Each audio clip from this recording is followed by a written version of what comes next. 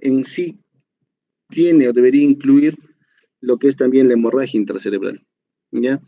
Obviamente va a ser un cuadro de inicio brusco, en el que se va a presentar una pérdida de funciones cerebrales por un trastorno de la circulación cerebral, ¿cierto? De ahí viene la palabra ictus, que significa golpe. Es la tercera causa de muerte y la primera causa de discapacidad en el adulto a nivel mundial. O sea, para el colmo de que si no te mata, te va a dejar recontra secuelado. Entonces, principalmente si eres joven, te va a dejar con muchos años de vida improductiva para la sociedad, lo cual tienes una carga para el Estado. Ya el 85% de los ictus son isquémicos y un 60% de las causas son arteriosclerosis, la cual también va de la mano con hipertensión y hipercolesterolemia.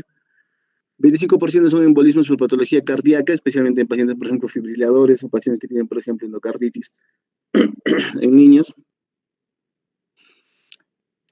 Esto tenemos que cogerlo con pinzas, ¿cierto? Yo siempre les hablo de los porcentajes, son porcentajes de otros países, porque en nuestro país la parte de prevalencia e incidencia no está bien investigado, y pese a eso, muchos de vuestros docentes, no voy a decir quién, Pablo Grajeda, por ejemplo, eh, no les gusta que hagan trabajos retrospectivos o prospectivos, quieren que investiguen, pero aún no tenemos ni siquiera la estadística real de los problemas que ocurren en la salud de nuestro país, entonces ese es un buen punto de partida, creo yo.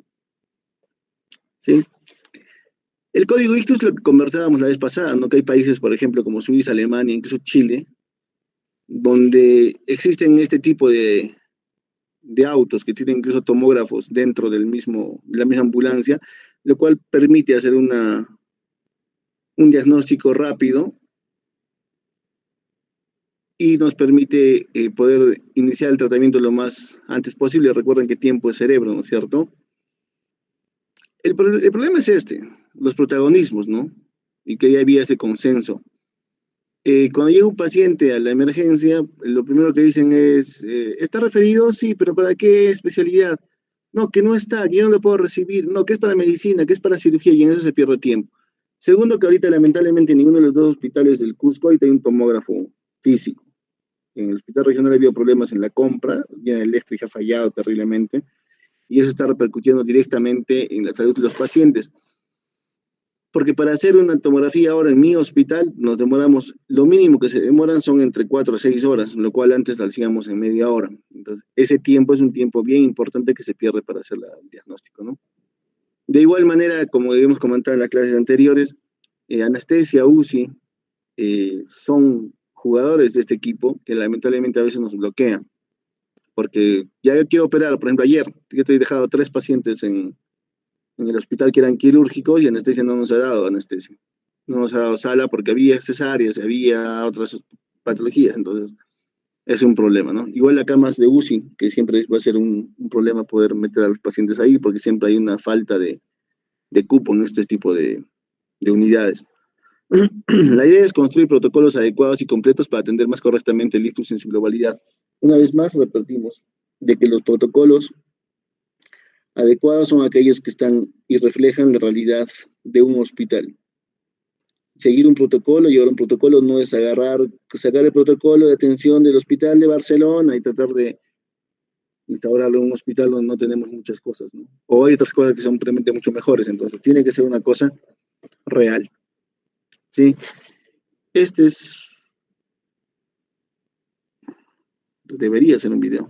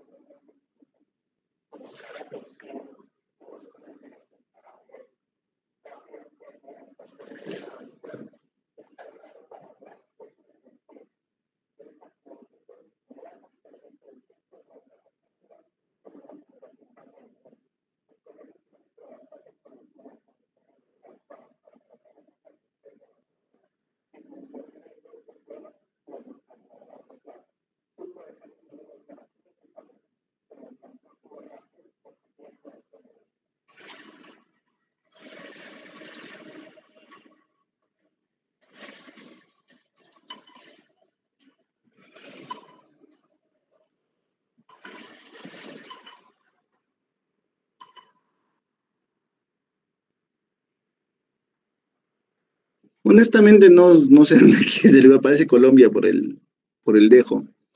Lo cierto es que en algún momento en el hospital regional se ha logrado hacer eso. O sea, hay un paciente que llegaba con stroke menos de 2 horas, había justo cama en UCI, vino la neuróloga, se le trombolizó y el paciente salió pues sin ningún tipo de secuela, que es lo más importante, ¿no? La ventana para actuar durante estos eventos tenemos hasta 2 horas. 6, 8 horas incluso son todavía dables para colocarte en eteplasia o teneplasia, ¿no es cierto? Para la parte netamente ya quirúrgica o trombectomía, las ventanas son un poquito mayor. Algunos dicen 24 hasta 48 horas. Recordemos que el evento principal, el daño primario, va a estar causado, ya definido, y lo que tratamos de evitar con esto es el daño secundario. Pero una vez más, ¿qué ocurre en nuestros hospitales, no? Es exactamente como ven acá el doctor, simplemente no le interesa. Entonces, quienes se quedan a cargo de la emergencia son muchas veces vuestros compañeros internos, ¿no? Entonces, el compañero interno, mientras que pueda tener la buena intención, pero hasta que mendigue el sello, haga el recurso, pregunte si hay en farmacia, que no está, que tiene que ir, que el neurólogo no está de guardia, que hay que llamarlo, que dónde está, que está al frente en la clínica. Entonces, ese tipo de cosas hacen que nuestro sistema de salud sea un poco más difícil. Y también, obviamente, la falta de preparación de parte nuestra. O sea, las unidades de ictus establecidas tienen que tener profesionales adecuados, desde la enfermera, la técnica, el médico internista o intervencionista, el neurólogo neurocirujano listo para atender. Entonces, ese es el gran problema. Actualmente, por ejemplo, la gran mayoría de profesionales que trabajan acá en el hospital son profesionales que han hecho la residencia acá, no tienen un mayor training, tampoco les ha interesado hacer un mayor training, simplemente les encanta y buscan estar nombrados. Nosotros también como cirujanos, usualmente tenemos turnos de 6 horas, que son las 2 de la tarde, entonces si nos llaman en la tarde, la respuesta es, yo no estoy de turno, mi retén es en la noche, de 2 a 6, de 2 a 8 yo no tengo por qué ir al hospital. Entonces esa falta de interés, esos huecos en la atención, lamentablemente perjudica mucho al paciente, ¿no? Las hemorragias intracraneales se van a subdividir en varias. ya tenemos que ver, por ejemplo, que va a incluir lo que es la hemorragia intraparenquimatosa, la hemorragia por hemorragia subarachnoidea, que va a incluir lo que es, por ejemplo, las principales causas como son aneurismas, malformaciones, fístulas y demás. Entonces, como les digo, es un tema un poquito denso, pero vamos a tratar de resumirlo, ¿ok?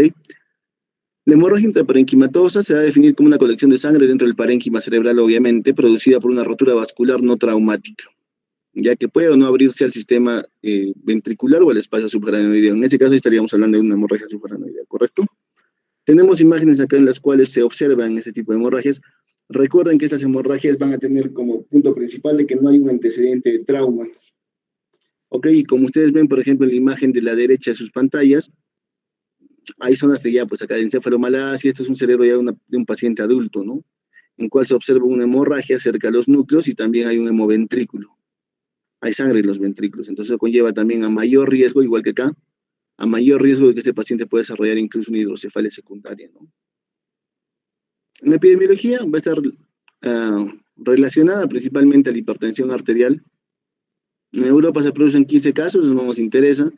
Tienen tasas elevadas de mortalidad por empeoramiento de las primeras horas, por supuesto, porque el paciente muchas veces llega y, como les repito, hasta que le hagan la tomografía, hagan el trámite, ven el especialista a verlo, ya pasaron más del tiempo que se ha podido hacer algo. La mortalidad es próxima al 40% en el primer mes, solo un 20% son independientes a los 6 meses. La incidencia está aumentando debido al envejecimiento de la población, ¿no? Entonces, más vivimos, más complicaciones podemos tener. Ahora, como les vuelvo a repetir, en nuestro caso no se tienen cifras eh, adecuadas de cuál es la epidemiología en Perú, ¿sí? Lo cierto es de que la mortalidad en nuestro sistema de salud debe ser mucho más alta. También recuerden que las referencias que se hacen después de 1 o 2 días, entonces eso disminuye la ventana de oportunidad del paciente de poder hacer algún tipo de tratamiento oportuno, ¿ok? El, en cuanto al que el 20% son independientes a los 6 meses, es relativo debido a que muy poca gente tiene acceso, por ejemplo, a la rehabilitación precoz, y es una rama también que nosotros como médicos nos hemos olvidado. Recordemos que en la emergencia muchas veces los médicos generales, incluso internistas, no tienen la menor idea de cómo tratar este tipo de enfermedades y esperan hacer la interconsulta al especialista para poder iniciar con el tratamiento. Entonces, lo mismo que yo les digo, ustedes tienen que llegar ya con un nivel de conocimiento básico para poder manejar las situaciones específicamente concretas del tratamiento médico y luego dejar que los especialistas, pongamos la parte quirúrgica o incluso la parte neurológica que es médica, puedan decidir qué más hacer, porque ustedes ya deben estar teniendo la idea de cómo actuar en estos casos, ¿ok? La etiología, como decíamos, primariamente va a estar relacionada a hipertensión arterial y angiopatía mieloide, que va a ser básicamente una degeneración en la pared de las arterias en pacientes ya adultos, ¿no es cierto? La hipertensión arterial crónica produce alteraciones degenerativas en la pared arterial también, eso lo sabemos. Hábitos como, por ejemplo, el tabaquismo no van a ayudar en ese tipo de enfermedades. La hemorragia secundaria va a ser menos frecuente, va a presentarse en pacientes jóvenes, en aquellos que utilizan, por ejemplo, algún tipo de anticoagulante o antiagregante, especialmente pacientes que tengan algún tipo de problema cardíaco, ¿no? Eh, Pacientes jóvenes que hayan tenido malformaciones vasculares o coagulopatías o abuso de drogas, ¿no? En algunos pacientes el uso de cocaína, por ejemplo, puede precipitar este tipo de patologías. Entonces, la localización, en el caso de los SBs hemorrágicos, principalmente van a estar cerca del tálamo y ganglios, ¿cierto? Es lo más frecuente. Ok, el resto son cuestiones que...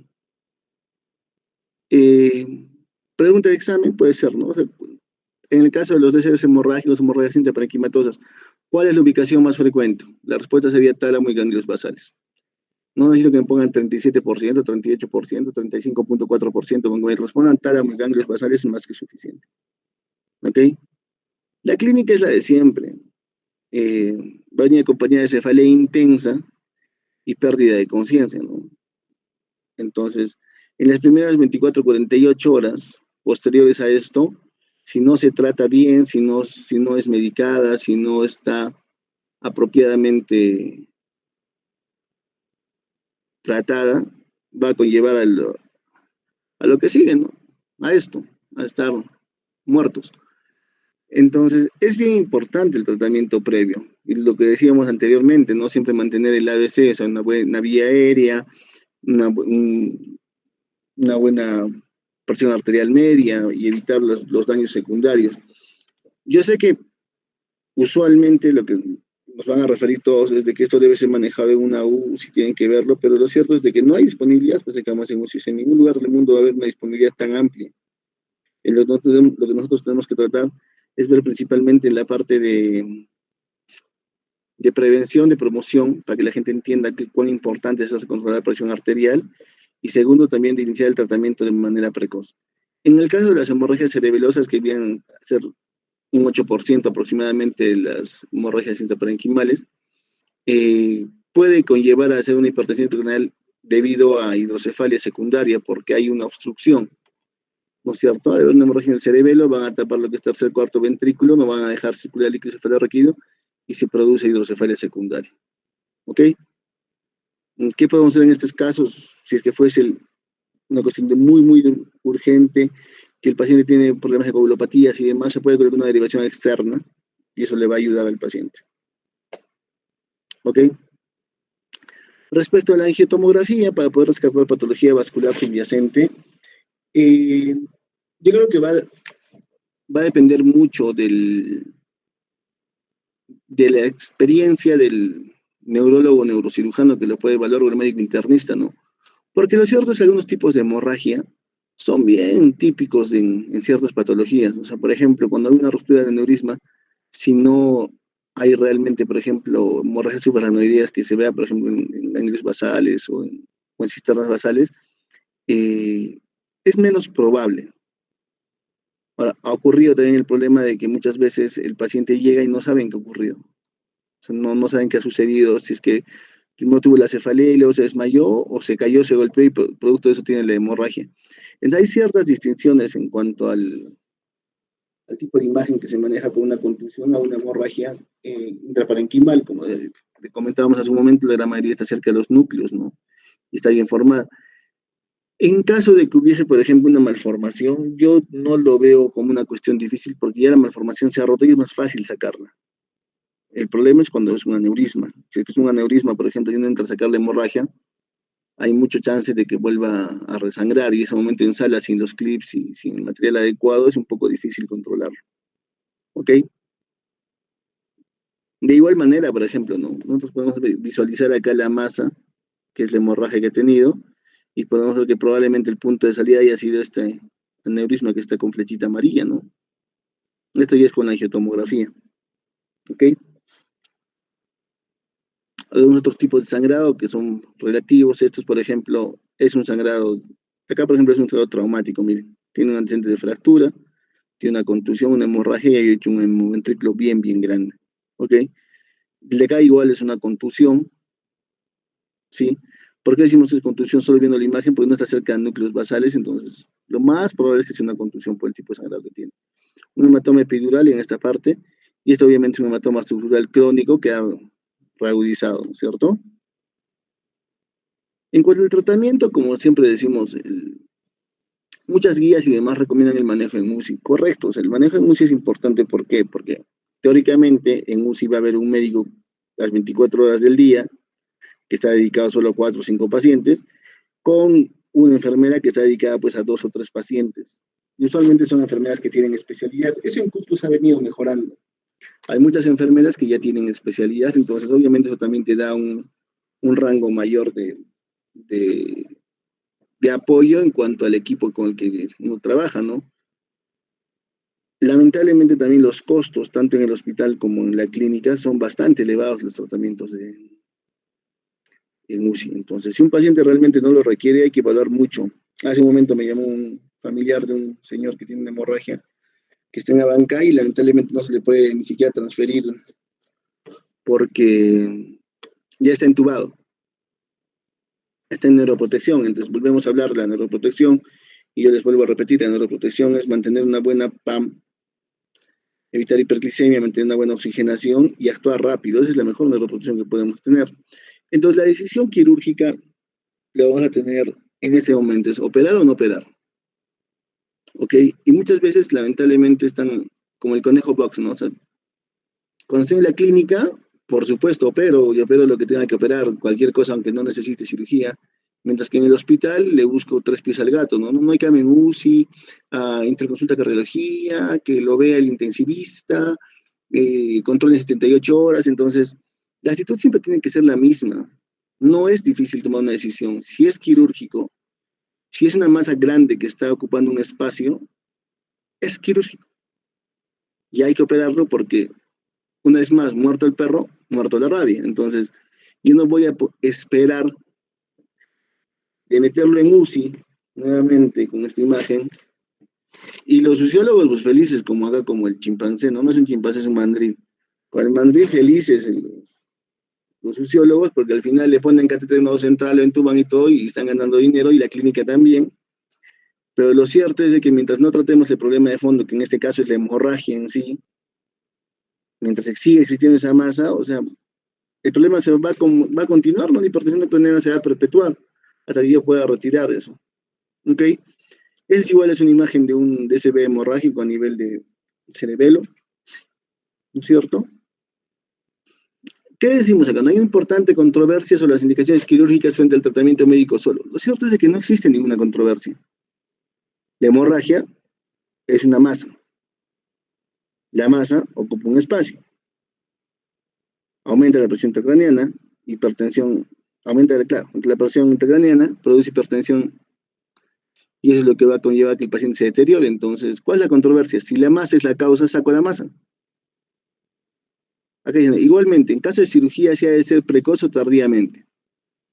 Eso lo he puesto en rojo porque obviamente he tomado algunos textos prestados, por así decirlo, por no decir hurtados. Entonces, ¿qué encontré en ese texto? ¿No? Es una universidad de España. Nuestro criterio es mantener al paciente con tratamiento médico y planear la cirugía tardía. Pasados los 3 a 5 días, acá dice, ¿no? El coágulo está alisado parcialmente y el trauma quirúrgico es mucho menor. La cirugía precoz la reservamos para las personas jóvenes con una hemorragia intensa y que están deteriorándose neurológicamente de forma rápida. Lo cierto es que, por lo menos en mi experiencia, o sea, el coágulo, cuando tú ya lo operas al tercer, cuarto día, es mucho más difícil de sacar. Es mucho más difícil de sacar. Con la hemorragia es en ese momento, y muchos, bueno, ustedes que no han visto, muchos de nuestros compañeros internos, cuando han visto que hemos entrado en hemorragias en agudo, es mucho más sencillo sacar. El mismo cerebro, por la presión, bota el coágulo y es más fácil hacer hemostasia. Entonces, esto que está en rojo es una cuestión, como les digo, muy relativa. Yo no le he querido retirar la exposición precisamente para tener ese contraposición de repente de opiniones, ¿no? E igual, de igual manera, o sea, la controversia no existe. Las controversias no existen. O sea, si es que hay una masa, si es que hay una hemorragia, tienes que entrarle. La controversia es cuando ya vamos a ver más adelante del estado general del paciente. Eso es cierto, uno tiene que saber elegir al paciente para entrar. Y como les vuelvo a repetir, en esos sentidos hay que ver, por ejemplo, el estado funcional previo al evento para decidir la edad es muy importante y también el apoyo familiar, ¿no? Porque les vuelvo a repetir, lamentablemente, querrámoslo o no, no es lo mismo vivir en Cusco ciudad que vivir pues una vez más en Checoperca o con Gata al fondo, ¿no? Porque ahí no, ya bastante silla de ruedas y no tienen ni siquiera pistas, todo es cascajo, entonces, o es una persona que vive sola, no tiene familia, entonces es muy relativo, ¿ok? En cuanto a las técnicas quirúrgicas para evacuación de hematomas, lo normal es hacer una craneotomía, ¿no es cierto? Y ahora hay técnicas menos invasivas, como por ejemplo lo que es el neuroendoscopía. Incluyendo un videito de 1 minuto que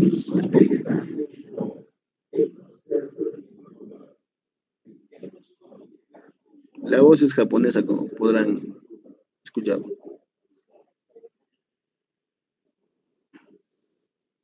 Se hace un keyhole de 2 centímetros y miren cómo se introduce el dilatador, que es un tubo transparente.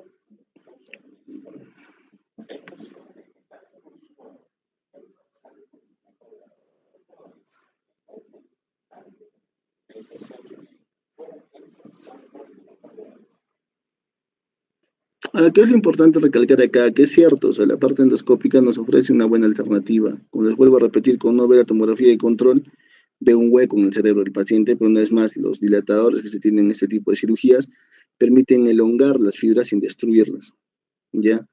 Entonces, se ve súper bacán en la, en la imagen de animación, pero lo cierto es que es muy diferente en vivo. Ahora, estos videos tienen derecho de autor, lo vamos a ver en YouTube. Esto ha sido completamente a propósito, no se preocupen. Ah,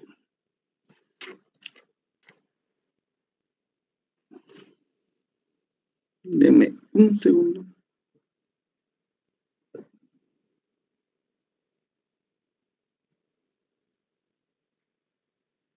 Seriously.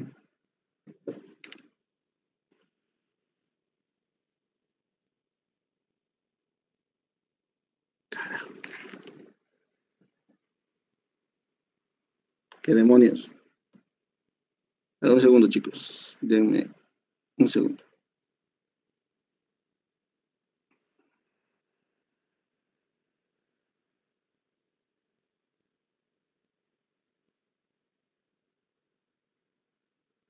Ah, es que lo está abriendo acá.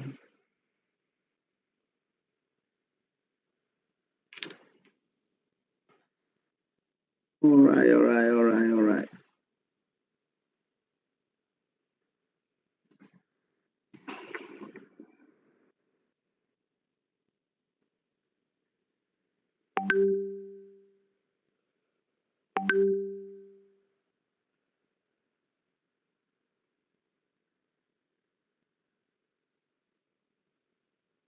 Vamos a avanzar algunas partes que nos interesan.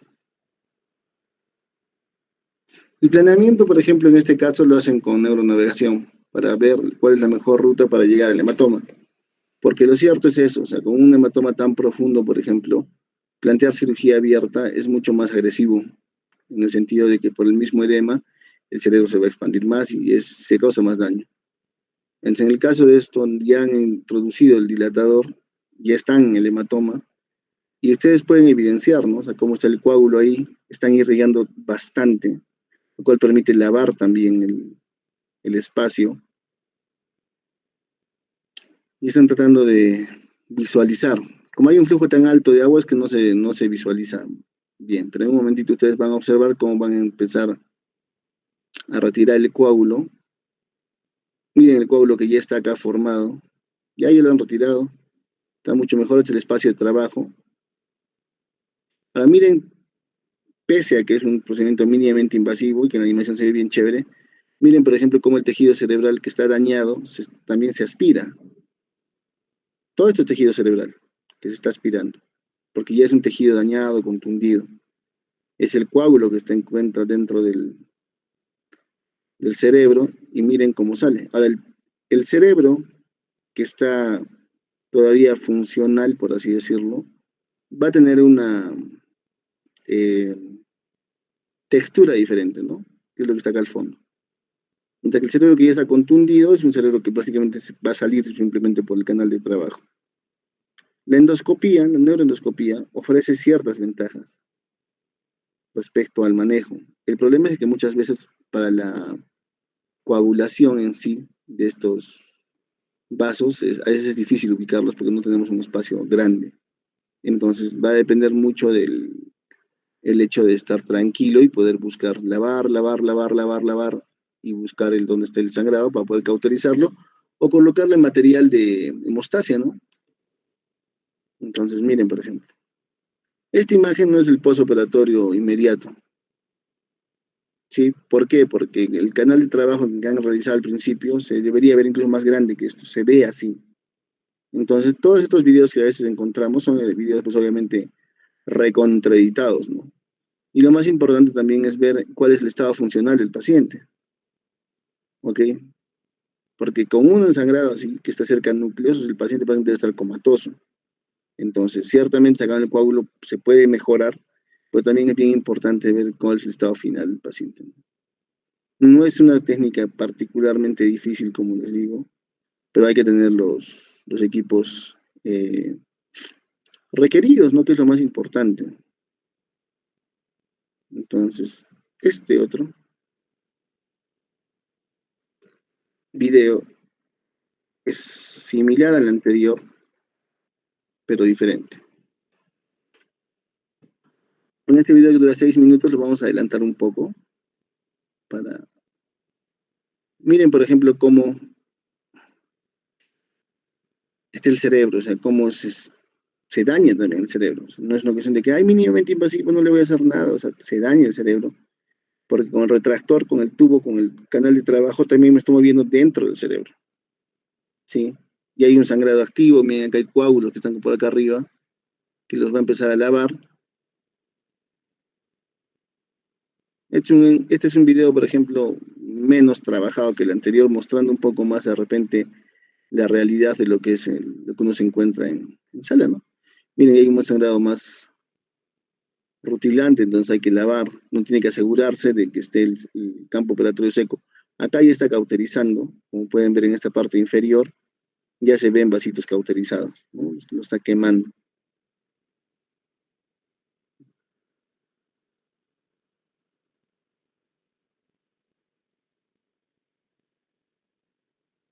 El problema con el endoscopio, por ejemplo, es que el campo de trabajo es bien limitante, bien pequeño. Lo bueno es que no es una visualización directa. Entonces, ahí, por ejemplo, el conocimiento de la anatomía, todo eso es bien, bien importante respecto, porque no podemos cauterizar todo lo que encontramos, ¿me entiendes? Tenemos que cauterizar solo estructuras que sepamos que cauterizándolas no vamos a causar ningún tipo de daño posterior. Pues miren, siguen lavando, siguen lavando. A ratos van a cauterizar con el... Ahí tienen un monopolar especial.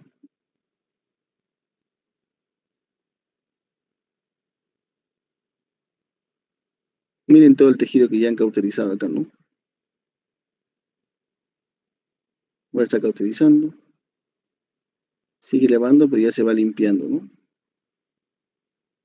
Como les vuelvo a repetir, este es un escenario un poco más real en comparación al anterior, uno de la animación y el otro que da pues un video recontraeditado, ¿no?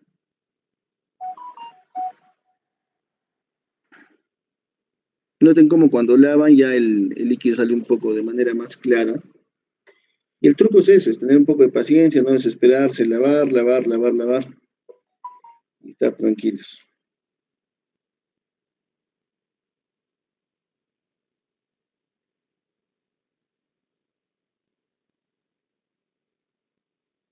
¿Ok? Ya por ejemplo ahí hay menor sangrado.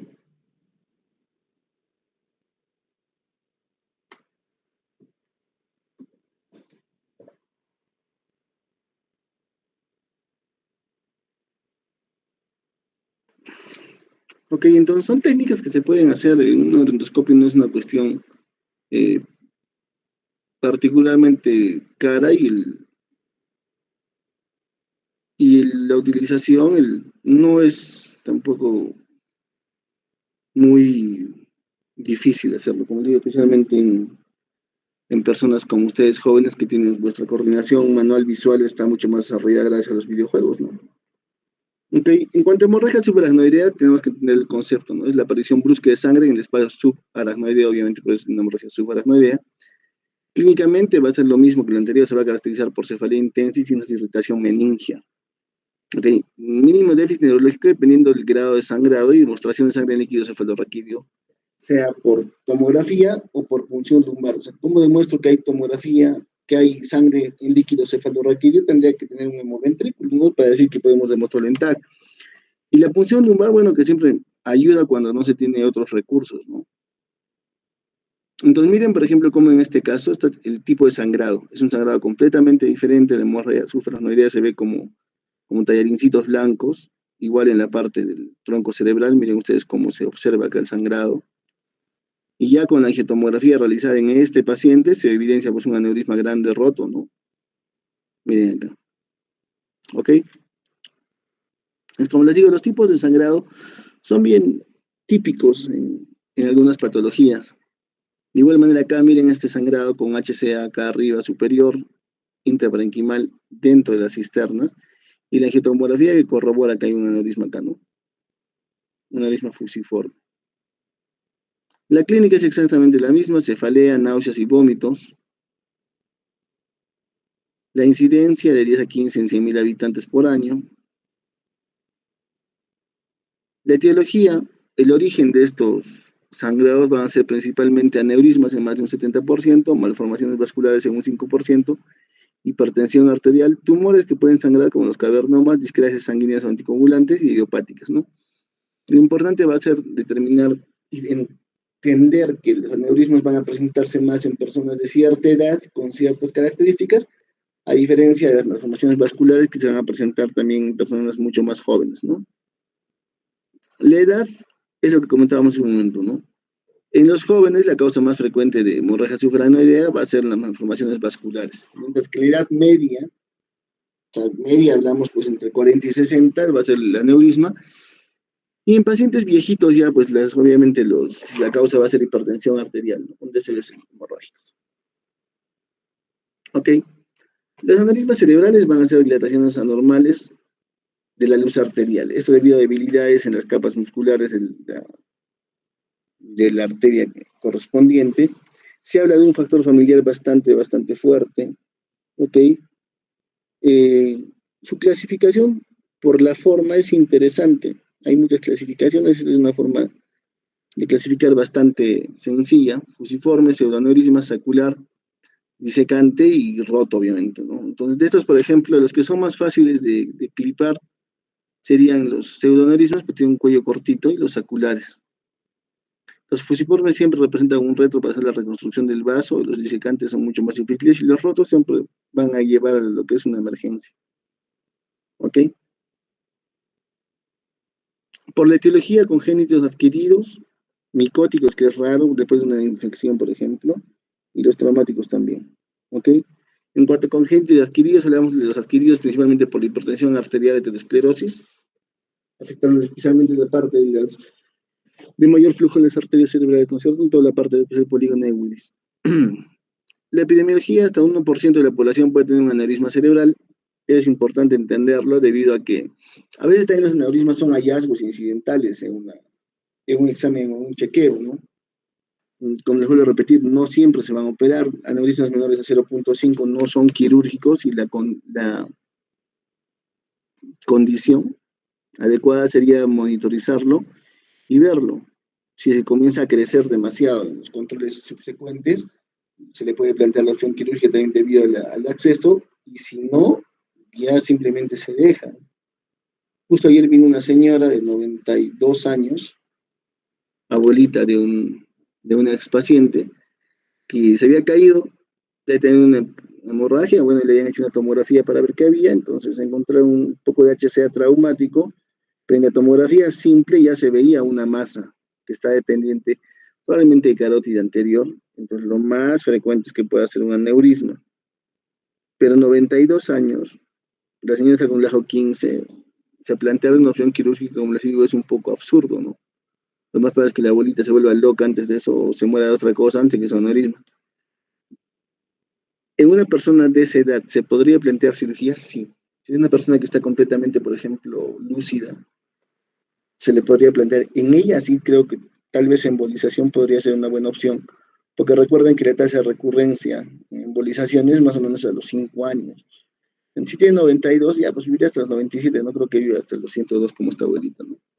Entonces, por ejemplo, en el REBA, una vez que yo conversaba con el doctor Álvarez Simonetti, los tratamientos endovasculares para aneurismas y malformaciones están bien eh, protocolizados, por así decirlo, y más aconsejados en pacientes mayores con comorbilidades.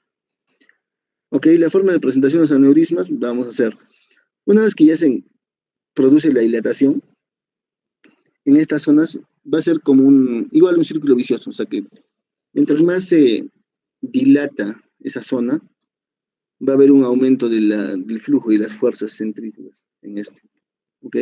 Como pueden ver, este es un vaso completamente normal. Cuando ya se ha dilatado, la fuerza misma dentro del vaso es mayor y eso va a conllevar a que esta parte nuevamente se dilate más. Entonces, ese es el problema con los aneurismas. La presentación clínica, una vez más, lo más frecuente es de que haya una ruptura entre el paciente, pérdida de conciencia, náuseas, vómitos, comatoso. Las trombosis, hay algunos casos en los aneurismas en los que se trombosan, ¿ok? lo cual puede producir embolias pequeñas o también puede producir alteraciones del flujo o de las funciones cerebrales dependiendo del área donde esté comprometida. ¿Ok? A veces algunos aneurismas pueden crecer hasta convertirse en aneurismas gigantes. Recordemos que los aneurismas gigantes, base pregunta de examen, son todos aquellos aneurismas mayores a 2.5 centímetros, ¿ok? Con efecto de masa como cualquier proceso expansivo. Vean, por ejemplo, estos aneurismas. El aneurisma que les comentaba ayer era muy similar a este, un aneurisma gigante, ya aparentemente ya calcificado, una señora de 92 años. Por lo menos mi consejo a la familia fue de que lo observáramos.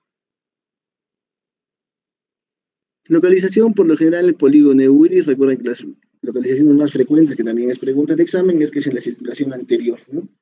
Esa es la respuesta. Entre carótida interna y comunicante anterior son casi el 70%, cerebral media 20-25%, circulación posterior, circulación de lo que es el tracto de la vértebra basilar, los basilares son 10%. Les vuelvo a repetir, los porcentajes son relativos, yo no necesito que se aprendan los porcentajes, pero sí por lo menos entender de que lo más frecuente es en circulación anterior, menos frecuente en cerebral media y aún menos frecuente en cerebral posterior. ¿Ok? Los de la basilar son retos muchas veces, y lamentablemente por la falta de habilidad quirúrgica de muchos de nosotros, estamos enviando a los pacientes con, por ejemplo, aneurismas en basilar, siempre a embolización, lo cual no es correcto. ¿Ok? Drake, por ejemplo, que era un neurocirujano muy famoso, canadiense, tiene uno de los récords más grandes en operar en pacientes en basilar. De igual manera, el doctor Chiren de Nepal, con el que yo he estado, tiene un récord bien impresionante en aneurismas de la basilar. Obviamente los abordajes son diferentes para este tipo de aneurismas, ¿no? Localizaciones aproximadas para que vean la figurita. Como les digo, lo más frecuente es en circulación anterior, es lo que necesito que sepan, no necesito porcentajes. Y la clínica, una vez más, ¿no? O sea, dependiendo si tiene un efecto de masa, el aneurisma gigante, va a haber alteraciones a nivel de las funciones cerebrales, dependiendo del área en el que esté. Si es frontal, si es temporal, si es parietal, si está cerca de área motora, si está cerca de área del lenguaje. ¿Ok? Las trombosis produciendo embolias e infartos isquémicos, la ruptura, que es lo más frecuente, en más del 95% de los casos, va a haber un cuadro de hemorragia submarinoidea que puede acompañarse de hematomas intraparenquimatosos, ¿cierto? Usualmente esta ruptura va a venir acompañada de elevación de la tensión arterial, lo cual va a ser que estaba haciendo ejercicio y se desmayó. Por ejemplo, si una persona joven, pensamos en una más que un aneurisma, ¿cierto? Maniobras de Valsalva, o que, por ejemplo, estén discutiendo. No estaba discutiendo con mi mamá y de momento se desmayó. Le he matado a mi madre, lo cual es técnicamente correcto. Y muchas veces también durante el coito, ¿no? Como el osito, que no sería una mala forma de morir al final. El cuadro típico, nuevamente, estas imágenes voy a buscar nuevas porque ya es getting old. La cefalea, el náuseas y vómitos, ¿no es cierto? La cefalea centinela son muy infrecuentes. Son muy infrecuentes, que tienen mucha suerte de ponerse un buen diagnóstico con este tipo de cefalea.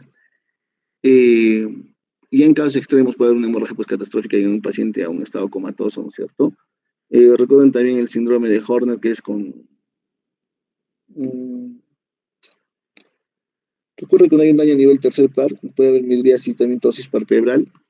A veces ocurre eso, ¿no? Una cefalea intensa y después de que le dio la cabeza, su párpado no se levanta. Entonces es una posibilidad de que haya una lesión a nivel del tercer par, ¿no? Un aneurisma que esté ahí ubicado.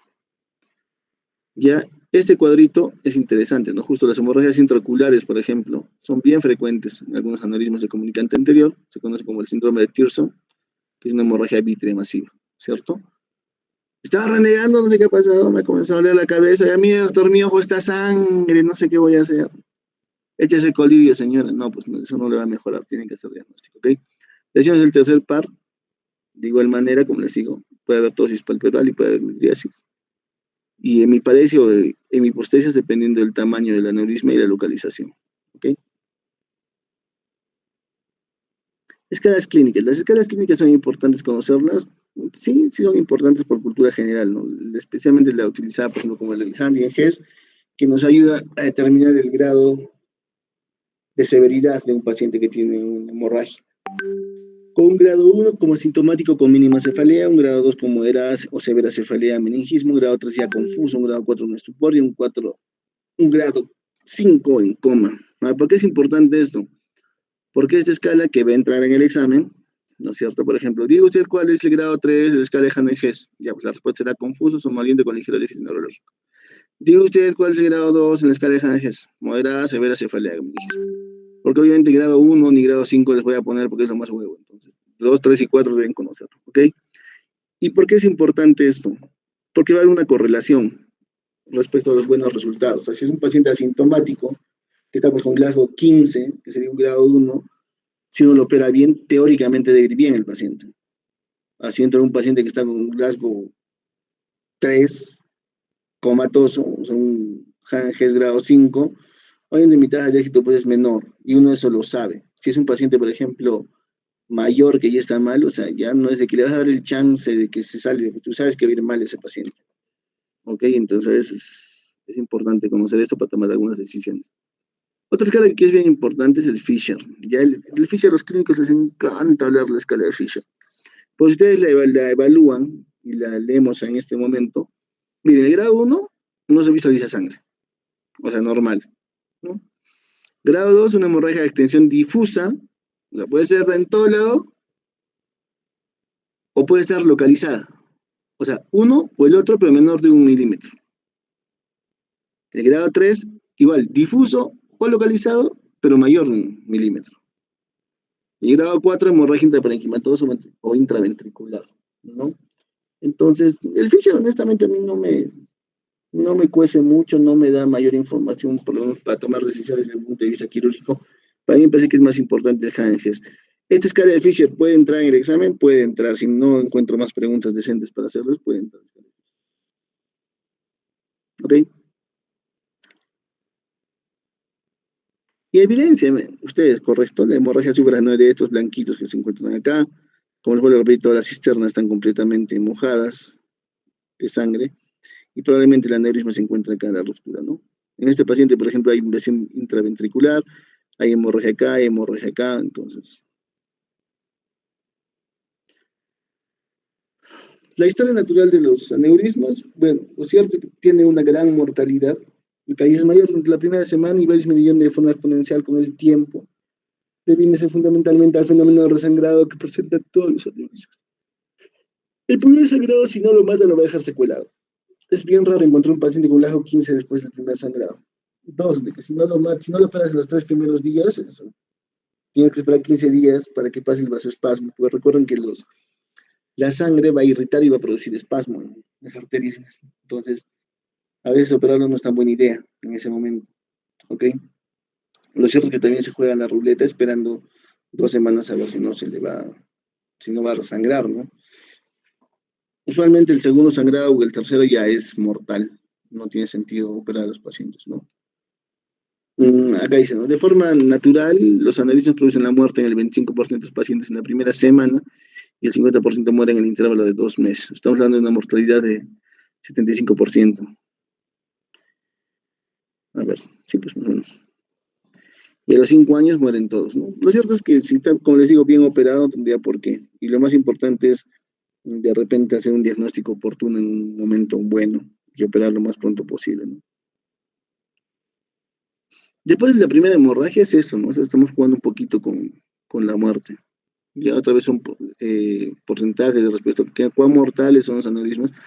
Lo cierto es que la mortalidad es bien alta, va a depender del estudio y el lugar donde se haga, pero les vuelvo a repetir, en centros como el nuestro, o sea, en Cusco, por ejemplo, la mortalidad de aneurisma pues, es súper alta porque no tenemos los recursos para operar aneurismas. Y algunos colegas hacen el denominado esfuerzo de operar, pero con lupas o sin los instrumentos adecuados es bien difícil. Se lo operan, pero el paciente igual se muere, ¿no? Entonces, eso no es tan cierto si tienes lo que se necesita para hacerlo de mejor manera. ¿Ya? Eh, hay que tener en cuenta la evolución clínica, las circunstancias que pueden conllevar a complicaciones. Y uno es el resangrado, como les decía, casi siempre es mortal. El vasoespasmo, que aparece en un 50% de casos, y la hidrocefalia posterior al sangrado. Ahora, ¿por qué les pongo esta imagen de Shane? Porque muchas veces nosotros como cirujanos nos valemos de hablar de estas complicaciones simplemente para justificar nuestra falta de habilidad o nuestra poca preparación para algunas cosas. Déjenme buscar un ratito algo que necesito.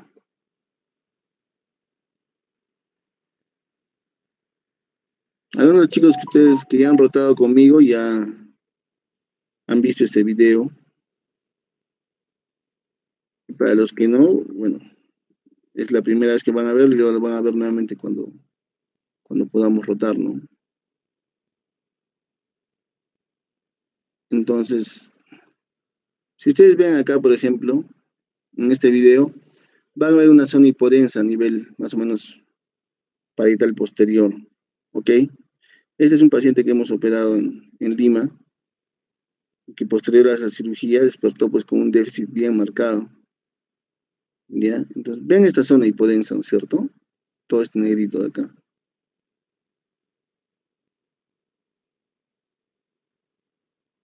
¿Ya? Entonces, es territorio cerebral posterior.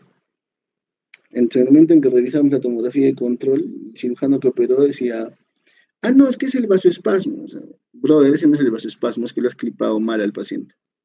Probablemente en el momento en el que le ha colocado el clip no ha hecho una buena disección, no ha visualizado bien los vasos y ha clipado un vaso que no debía clipar. Entonces, por eso les coloco esta imagen acá. O sea, muchas veces esto del resangrado, el vasoespasmo principalmente y la hidrocefalia son complicaciones completamente previsibles. ¿Cómo previenes, por ejemplo, el vasoespasmo después de una cirugía, por ejemplo? Tienes que lavar bien todo lo que es las cisternas y todo el espacio de personalidad, tratar de lavarlo. Hay pacientes que utilizan, médicos que utilizan papaverina, utilizan incluso, por ejemplo, nimodipino intratecal, o sea, intraoperatorio. Pues lo principal es evitar la manipulación excesiva de los vasos, hacer una disección prolija y un buen lavado. El hecho también de colocar, por ejemplo, clips temporales previos a la cirugía no es a veces muy buena idea. Entonces, por lo menos hasta donde yo he aprendido, es mejor hacer una buena disección, tomarse el tiempo y secar bien y colocar el clip directamente. El clip temporal es una cuestión de seguridad, pero muchas veces no es una buena idea en el contexto de que puede desarrollar mayor vasospasmo, ¿no? Y muchas veces, como les vuelvo a repetir, el error humano que nos ocurre, que nosotros cometemos, lo justificamos a través del vasoespasmo principalmente. ¿Ok? El diagnóstico, el gol estándar va a ser la angiotomografía por el momento. La panangio también nos ayuda, especialmente cuando son aneurismas de difícil localización o cuando son muy pequeñitos.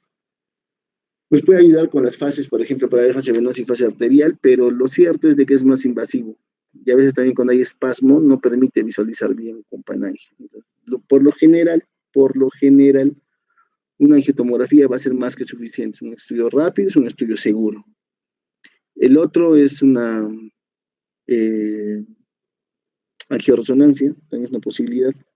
Panangio en tercer lugar. Y la punción lumbar ya pues es una cuestión bastante anecdótica, ¿no? O sea, si no tengo tomografía, si no tengo resonancia y tengo la sospecha de que es una hemorragia subaracnoidea, le hago punción lumbar y voy a encontrar sangre en el líquido, ¿no? Y sé que hay un sangrado, pues no sé dónde, no sé en qué ubicación está y todo, entonces realmente punzarlo solo para saber que hay un sangrado no tiene sentido. Como les vuelvo a repetir, tenemos que utilizar las herramientas adecuadas y la tomografía es una herramienta bastante sensible.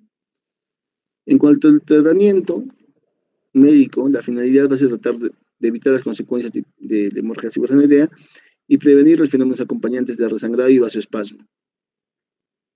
Para eso disponen de medidas generales, reposo absoluto en ambiente tranquilo y sin luz, dieta blanda, osferoterapia, control de presión arterial sistémica, analgesia para evitar intensa cefalea, antieméticos y favorecer el tránsito intestinal. No se puede estreñir, no puede pujar, porque también una maniobra de Valsalva puede llevar a la ruptura.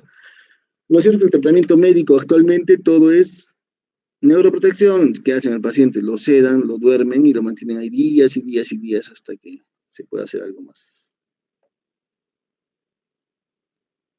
Otros tratamientos, por ejemplo, dexametasona, ya hemos dicho que está proscrito. Antiepilépticos, yo les he dicho que si bien es cierto, muchas guías no les recomiendan, al final todos nosotros utilizamos con cuidado de algunas y patologías subyacentes que podrían tener. Pacientes con arritmia habría que verlo.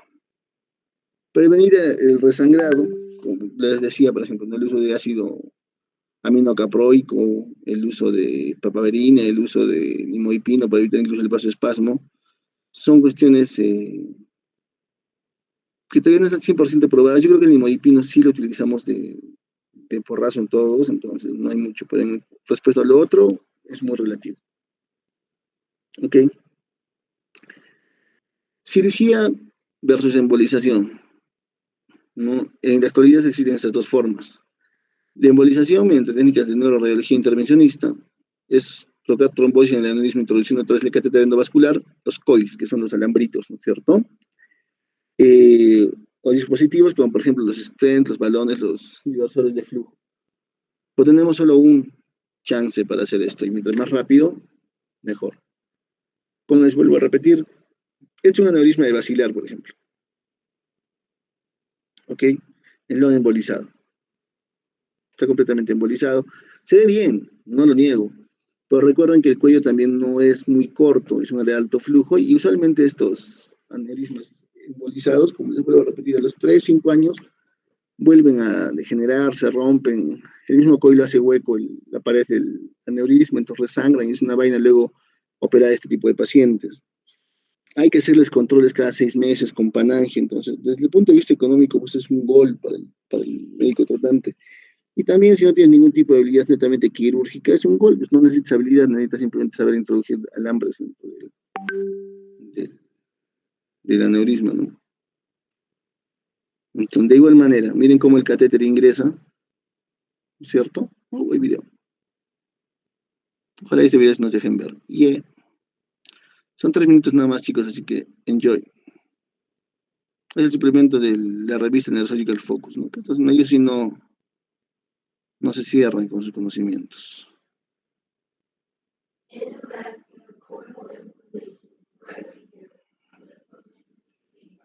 Miren, por ejemplo, la ubicación de estos aneurismas, ¿no?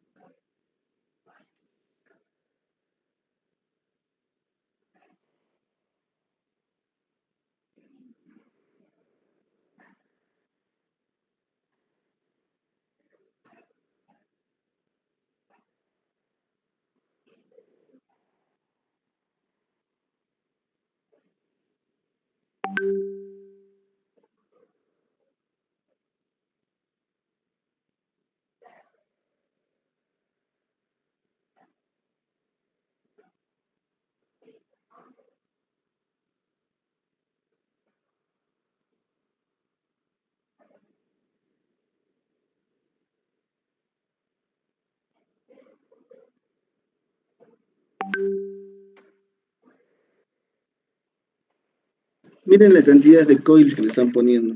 Recuerden que cada coil vale más o menos 12.000 soles.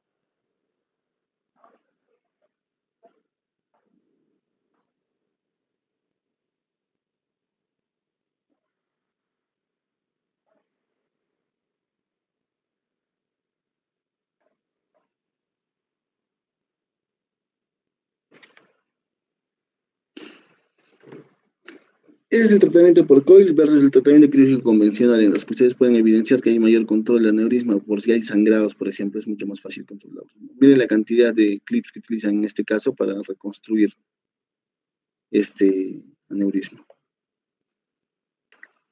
¿Ok? De igual manera, por ejemplo, ¿no? Es un aneurisma que ya lo han clipado y miren, en el control no se observa. Por si se evidencia que hay un poquito de espasmo. Miren el diámetro de este vaso en comparación a este. ¿Ok?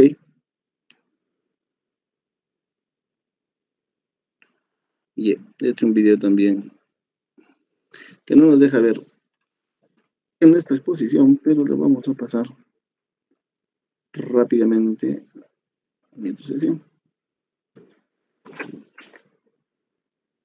En estos videos, porque hay 3 videos de estos, vamos a tratar de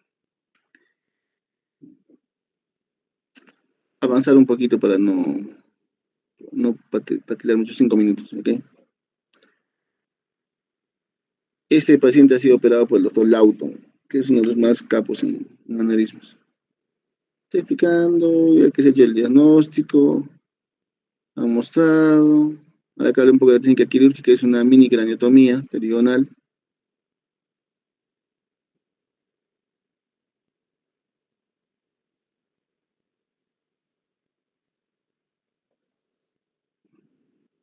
Es importante, ¿no? O sea, la disección cortante de las adhesiones y toda la parte del tejido supraranoideo para poder tener un ángulo de clivaje mejor, ¿ok? Y principalmente colocar el clip, en este caso lo han puesto en Mohawk, van a ver como un tándem.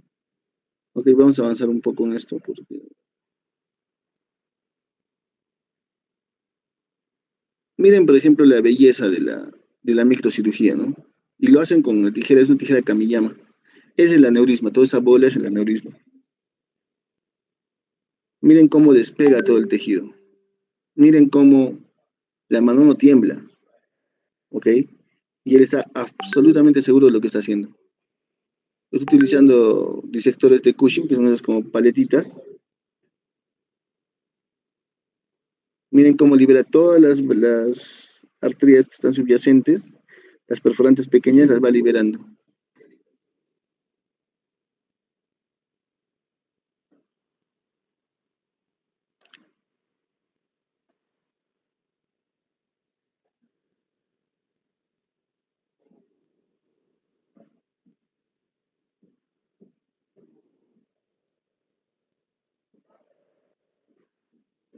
Pues todo pegoteado lo está despegando.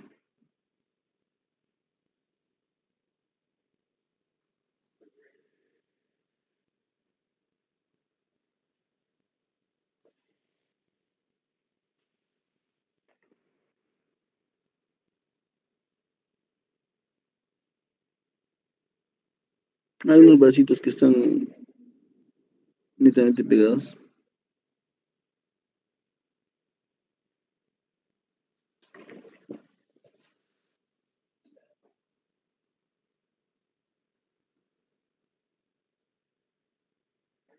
Miren cómo lo ha liberado y ya tiene todo liberado el cuello y el aneurisma, ¿no?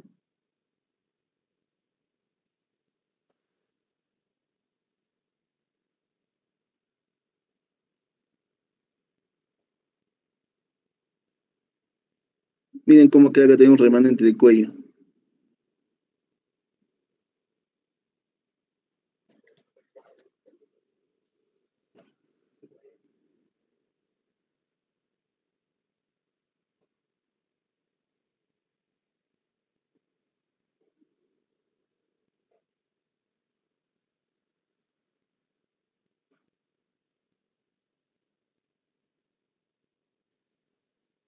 Ha hecho como un mojo acá, ¿no? La formita del aneurisma ahora. Está completamente clipado y ha reconstruido la base.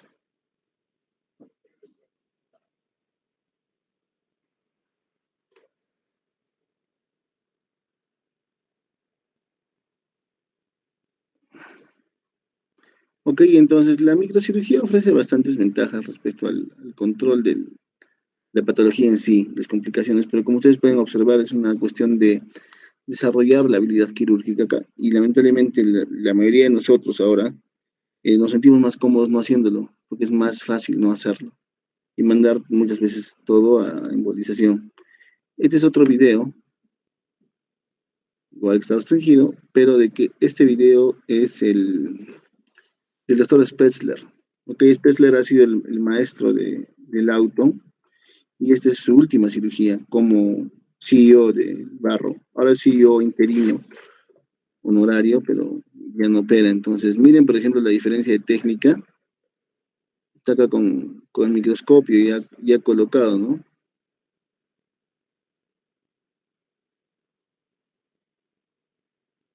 Pero, muestro un poco acá.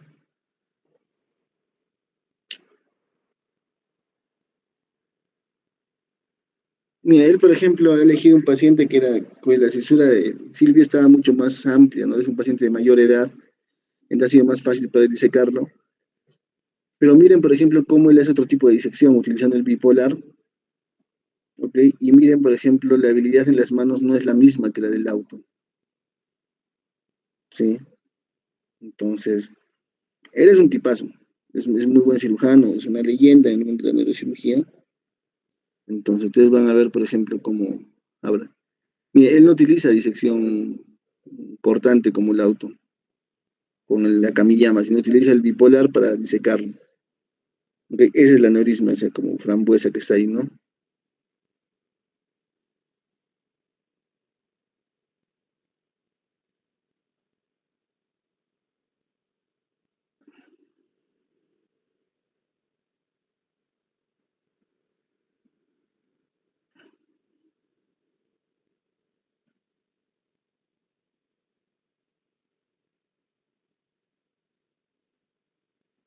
Miren cómo, por ejemplo, él no libera todo el tejido subyacente. O sea, hay tejido que está todavía pegoteado.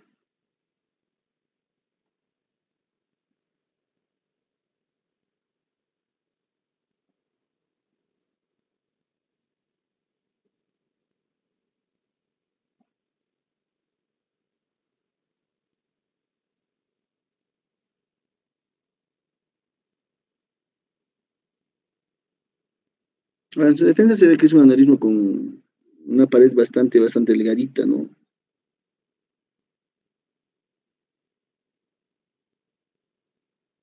Miren cómo tiembla.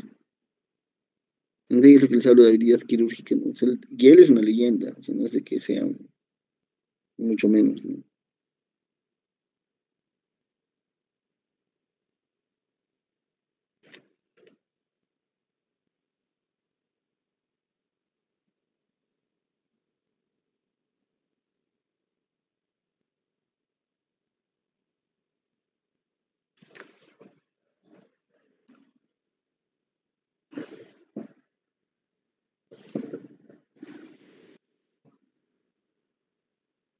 Y le rompió el aneurisma. Aunque vean ahí de rojo rutilante, es sangre. Miren cómo sangra, miren la cantidad de sangre que hay. Lo importante es que él en ese momento no está gritoneando a todo el mundo, no está insultando a nadie, está concentrado tratando de hacer un control del aneurisma. Quiere colocar un clip en la boca del aneurisma que se ha roto. Si hubiese tenido un poco más de cuidado al principio, hubiera tenido, viendo que estaba tan delgado, posiblemente hacer un control proximal y distal, colocar clips temporales, ¿no? Para poder manipular un poco mejor el aneurisma. Es una posibilidad. No, pero yo qué le voy a decir de Spessler. Spessler es un maestro, ¿no? Pero siempre la crítica constructiva respecto a qué se puede hacer. Recordemos que es su último aneurisma y ya está mayor. Entonces, igual que en el fútbol, la habilidad cambia, ¿no? Como ayer Pablo, que ya pues está mayorcito, ¿no? Y le ha puesto el clip, ha disminuido un poco el hemorragia, pero miren, sigue sangrando. Quiere quemarlo para verlo. Pues tranquilo, sabe que está sangrando, tiene un buen anestesiólogo que les ha manejado todo bien y el ya está pasando sangre. Otra opción, como les digo, en estos momentos es el arresto cardíaco. El arresto cardíaco para el corazón, disminuye el flujo sanguíneo y se puede hacer un mejor control.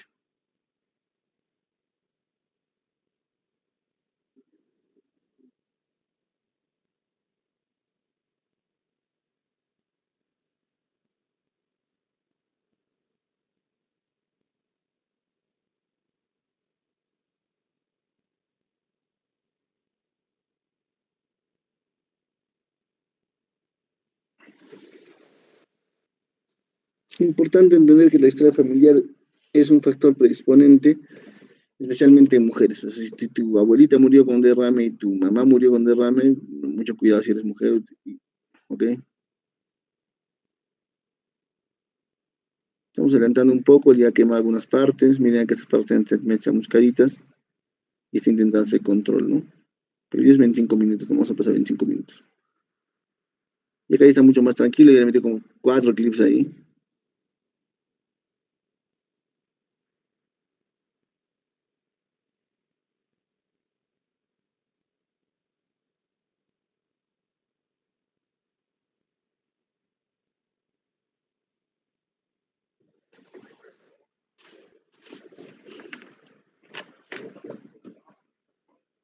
Ok, entonces es cuestión de desarrollo. O sea, miren, por ejemplo, como les vuelvo a repetir en el caso de Spessler, que es el que ha creado la clasificación de Spessler-Martin para malformaciones. Y este es un video de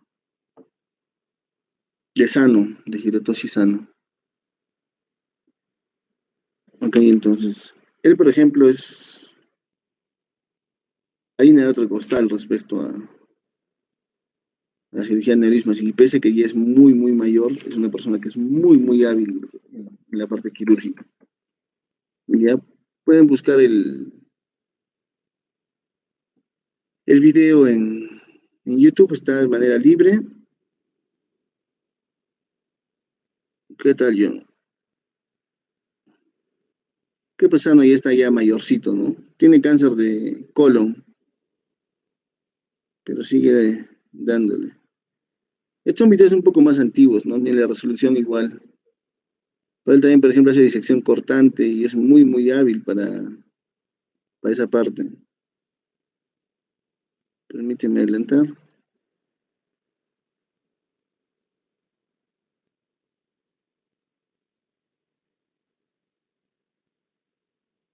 Miren la precisión, por ejemplo, cómo utiliza, cómo coge, cómo no le tiembla la mano, con qué seguridad avanza.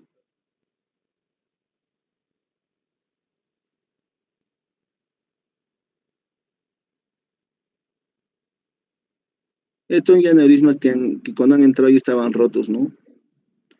Miren con qué facilidad manipula todo, sin ningún tipo de miedo, y cómo lo dice. Una cosa impresionante verlo usando operar. Ahí está el aneurisma, miren se como fresa en la cabeza. Y lo que él ha hecho ha sido primero clipar el hueco que tenía el aneurisma, y de ahí ya más tranquilo comienza a clipar el resto, ¿no? Miren con qué, o sea, miren con qué desfachatez agarra el aneurisma. De te explica él, ¿no? Primero ha puesto el clip acá, lo que se había roto, saca el coágulo, limpia, y luego diseca todo esto, lo libera para que no ocurra lo que ocurría en el video que les he mostrado al principio. Lo clipa, se acabó. El uso de endoscopio también es recomendable, ¿sí? Sano es, para mí particularmente, uno de los mejores neurocirujanos del mundo. Como les vuelvo a repetir, en la parte de Japón, Asia, él es una leyenda. Lamentablemente la visión que nosotros tenemos es una visión muy sesgada respecto a la cirugía yankee, entonces todo el mundo cree que el auto y Splessler son mejores. Yo no lo considero así. ¿Okay? Y la cirugía que tiene Sano de reconstrucción de aneurismas es una cosa pues realmente impresionante. Él siempre ve sus dibujitos antes. Entonces permítame un segundito. 23.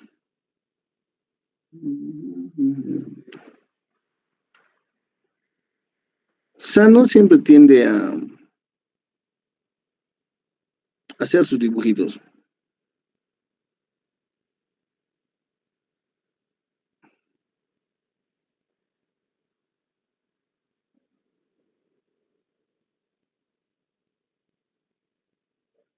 Él siempre hace esto, las cirugías. O sea, él dibuja la anatomía y imagina cómo lo va a resolver. Y ya tiene qué clips va a utilizar, qué tamaños va a utilizar, si son, ¿me entienden? O sea, la preparación antes de la cirugía. ¿Ok? Y son varios dibujitos que tiene Sano. Entonces, un ángel como.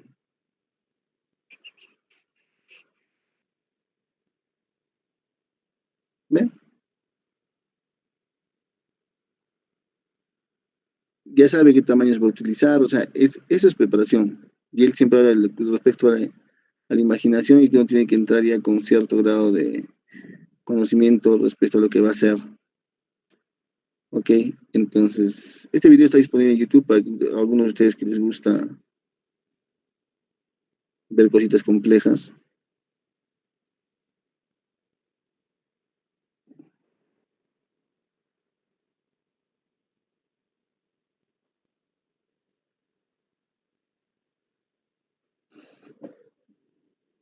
Está reconstruyendo, eso es un aneurisma fusiforme. Entonces, son los más difíciles de operar, pero eso no lo hace tranquilo. Como les puedo repetir, mire la tranquilidad de sus manos, cómo se mueve. Es una cuestión bastante impresionante.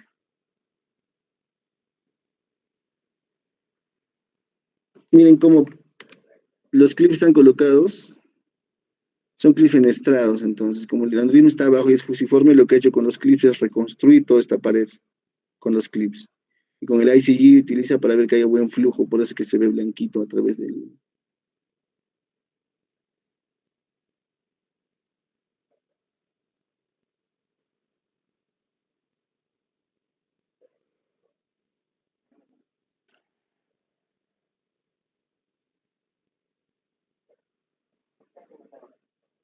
Las ventajas de la cirugía, dicen, ¿no? Se puede reconstruir la red original, se puede curar el domo para cambiar la forma del aneurisma para operar, y se puede reducir la recurrencia utilizando el wrapping, es decir, lo envuelven como tamalito, como colágeno.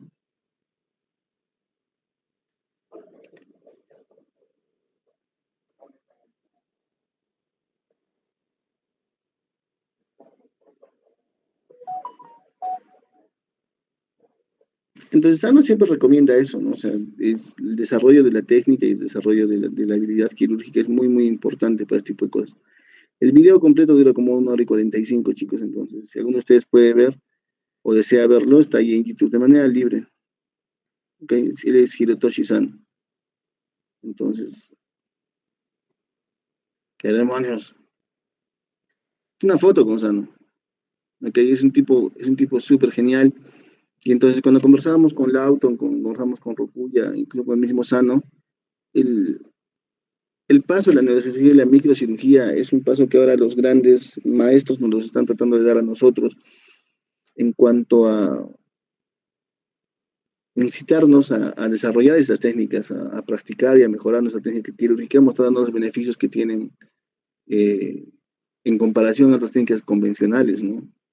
Como les digo, yo creo que nosotros como cirujanos nos hemos vuelto demasiado complacientes al permitir que otras ramas traten de quitarnos aquello que es nuestro y que por derecho hemos ganado a través de tantos años de ejercicio, ¿no? Para el manejo terapéutico, primero hacer el diagnóstico del HCA, confirmar o excluir la presencia de aneurisma es importante con la tomografía. Y si no hay tratamiento, acá por ejemplo dicen, ¿no? Si no hay aneurisma, el tratamiento médico, o sea, pero si igual ya, si no hay aneurisma y hay una masa, la idea es sacarla, como hemos visto anteriormente, sea por cirugía abierta o sea por endoscopía, ¿ok? Ahora, si hay aneurismas, la tendencia actual es intentar el tratamiento endovascular. Obviamente, las personas que han hecho esta complicación, la cual yo he tomado, es gente pues que va, como les digo, que no tienen el más mínimo talento para hacer microcirugía, entonces para ellos es más fácil andar endovascular, que es lo mismo que nos ocurre mucho a nosotros aquí en Cusco, ¿no? Es más fácil, no, prefiérelo, entonces no solucionamos el problema acá y nos condenamos a quedarnos en una tara permanente en vez de mejorar nosotros nuestras técnicas como cirujanos, ¿ok? El tratamiento quirúrgico hoy en día se utiliza en aquellos casos en los que no es posible la embolización. La tendencia es realizar cirugía de forma precoz para reducir el riesgo de resangrado, ¿cierto? Entonces, ¿qué ocurre, por ejemplo, con nosotros como médicos? O sea, nosotros creemos muchas veces esto, ¿no? Lo que vemos en este video. O sea, esta es mi propiedad y yo puedo elegir lo que hago con mi propiedad, lo que se me dé la gana. Entonces, el problema es, muchas veces es eso, o sea, el médico de UCI agarra y dice, no, o sea, el paciente de UCI, entonces él tiene que decidir, pero los médicos de UCI indican que saben un carajo de lo que están hablando, no pueden decidir de manera adecuada. De igual manera nosotros, si no desarrollamos completamente nuestras habilidades, obviamente no vamos a poder elegir de manera adecuada, no vamos a poder brindar lo que deberíamos brindarles. ¿Ok? El porcentaje de buenos resultados va a depender en gran medida del grado de Hand and Hess al ingreso. Por supuesto, si el estado funcional del paciente al ingreso va a definitivamente darnos un pronóstico respecto a lo que va a ser favorable o no. Yo recuerdo, por ejemplo, Evandro Oliveira, que es uno de los grandes que falleció el año pasado. Evandro, por ejemplo, en el pináculo de su técnica, de su endiosamiento, Evandro no operaba a pacientes con menos de Glasgow 13, porque él decía, no, pues porque ya si entra con Glasgow 11, va a quedar con secuela, entonces van a decir que todos mis pacientes que opero van a quedar con secuela, entonces los dejaba al resto. Entonces yo creo más bien de que si una persona está en lo mejor de su juego en ese momento, trata de coger los partidos más difíciles, trata de sacar mejores resultados en aquellos que pues muchas veces otros nos van a desahuciar, ¿no? Ese es el reto del cirujano, y no simplemente patear los penales, ¿no? Les vuelvo a repetir, el tratamiento médico para mí es una cuestión muy, muy relativa, que ayuda, ayuda, pero quien define definitivamente va a ser el cirujano en este momento, ¿no? La ayuda quirúrgica como drenaje ventricular, como ya hemos hablado con los casos de hemoventrículo, es posible. La monitorización de la PIJ, una vez más, es una cuestión bastante relativa. Intervención solo en casos de hemorragias intraparenquimatosas de gran tamaño. Obviamente, o sea, si tiene efecto de masa, tienes que sacarlo para evitar daño primario y secundario. ¿Ok? Y bueno, acá como les vuelvo a repetir, no preferir la embolización, por eso que les ponía justo al final, no preferir la embolización y yo me río así. No es preferir la embolización, ¿ok? Siempre es mejor la cirugía. Y les vuelvo a repetir, estos son dos videos para aquellos que les gusta el fútbol. Vamos a ver si agarran. Creo que este sí agarra.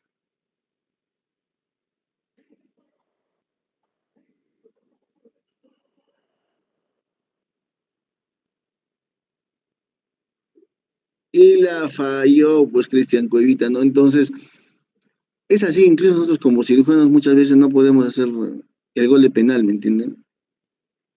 Mientras que tenemos a Leo, que, bueno, Leo es, pues, definitivamente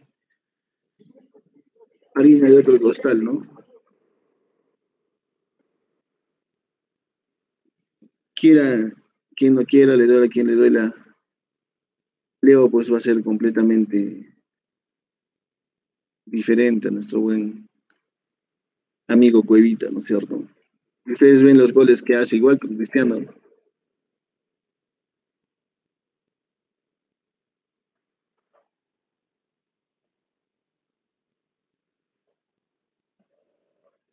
El primero que Messi busca hacer el penal, correcto.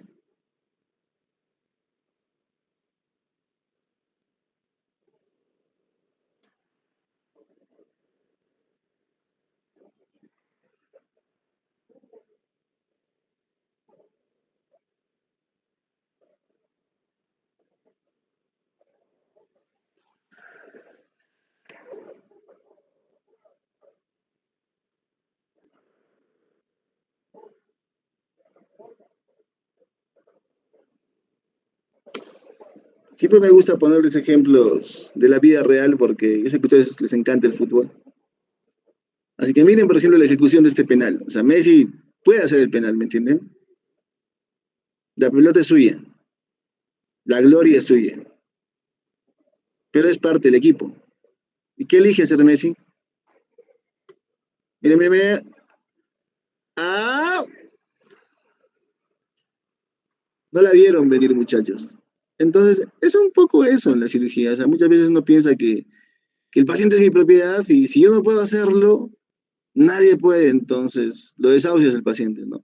Lo cierto es que nosotros como parte de un equipo tenemos que buscar siempre la posibilidad de encontrar buenos jugadores para nuestro equipo. Y si yo soy la Foquita Farfán, porque no creo que esté para compararme con ninguno de los grandes en este momento, tengo que intentar mejorar. Y tengo que intentar mejorar yo y tengo que intentar mejorarlos ustedes.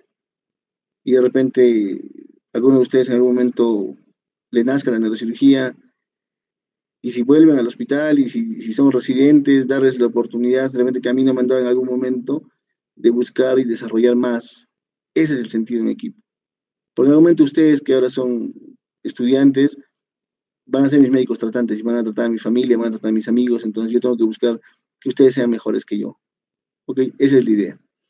El resto de malformaciones vasculares que vamos a tratar, que son malformaciones arteriovenosas, angiomas cavernosos, angioma venoso y telangiectasias, son cuestiones un poco más tranquilas respecto a que, por ejemplo, las MAP van a ser malformaciones congénitas, como decíamos, ovillos vasculares en vasos aferentes.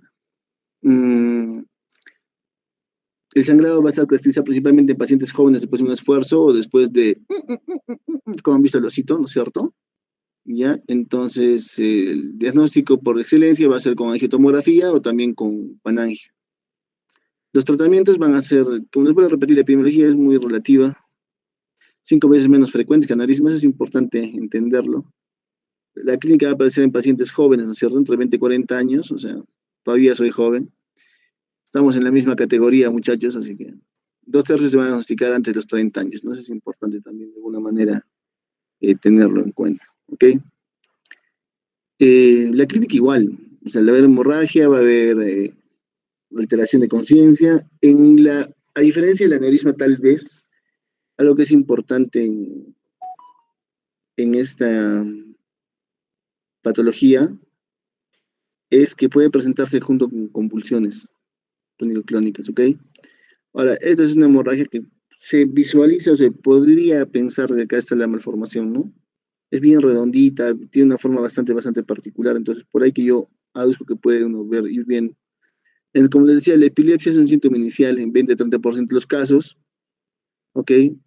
Es interesante que el 90% de las MAPs que sangran no tienen historia antecedente de epilepsia, pero el 20% de las MAPs que presentan epilepsia van a presentar un cuadro hemorrágico alguna vez. ¿Ok? Entonces, los déficits vocales progresivos van a determinarse principalmente por el área en el que esté la malformación y los vasos que estén dañados. Y otros síntomas pueden ser pues, cefalea unio bilaterales, ¿no? Entonces, yo les pregunto, por ejemplo, desde el punto de vista clínico, ¿cuál sería la diferencia en la presentación clínica entre un aneurisma y una malformación? Ustedes miran, las malformaciones principalmente eh, se presentan en pacientes más jóvenes, principalmente pueden presentar epilepsia o un déficit focal. Y los aneurismas, por ejemplo, lo más frecuente es que tengan cefalea intensa, pérdida de conciencia y focalización, por ejemplo, ¿no? Se me imagino. El diagnóstico, una vez primero hacer la tasa de urgencia, como les digo, ven acá que algunas malformaciones ya tienen calcificaciones, lo cual va a hacer que sea más fácil hacer el diagnóstico y posteriormente una angiotem, ¿ok? Personalmente yo creo que es mucho más sencillo operar una malformación cuando está rota, ¿ok? Porque cuando ya está rota la misma sangre diseca los vasos, diseca el tejido. Y ustedes no crean que estas malformaciones las vamos a retirar como un ovillo pues, de lana sacando hebra por hebra. Esto lo que se hace es buscar los vasos aferentes y eferentes y comenzar a quemarlos y se saca todo el ovillo, porque todo lo que está dentro del ovillo es un cerebro que no es funcionante por hipofunción. Igual las áreas alrededor, por secuestro de sangre, van a ser áreas que van a estar un poquito menos desarrolladas, ¿ok? Estoy tratando de hacer un poco más rápido porque quedan 8 minutos. El tratamiento, nuevamente les digo, puede ser microcirugía, puede ser embolización. Lo cierto es de que la última vez que creo que conversamos con el Presler, eh, quedamos en que la malformación sea grande, sea chiquita, mejor no tocarla si no sangra. Porque la diferencia del aneurisma, la tasa de resangrado de malformación es bien baja. Si un paciente incluso está delicado y tiene su malformación, si no está haciendo efecto de masa y ese tipo de cosas, es mejor dejar la malformación en paz y esperar a que el paciente recupere para que entre en un mejor momento, con un mejor estado y con una mejor chance de éxito. ¿Ok? Eso es importante. Ya la embolización, bueno, como les digo, me vale callampa la embolización, pero estoy en el deber de mostrarles las posibilidades, así que bueno. Minuto 54. Enjoy.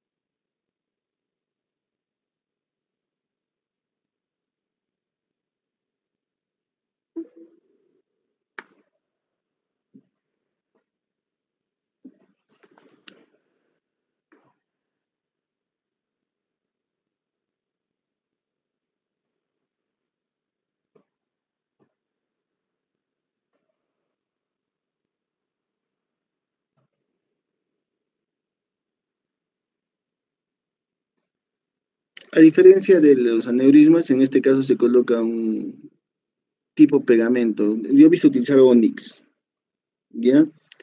Entonces lo que hace es cortar la circulación en esa zona, ¿ok? Este procedimiento tampoco no está exento de complicaciones. A diferencia de los aneurismas en los que lo colocan los coils, ¿no? Es diferente ese procedimiento, ¿ok?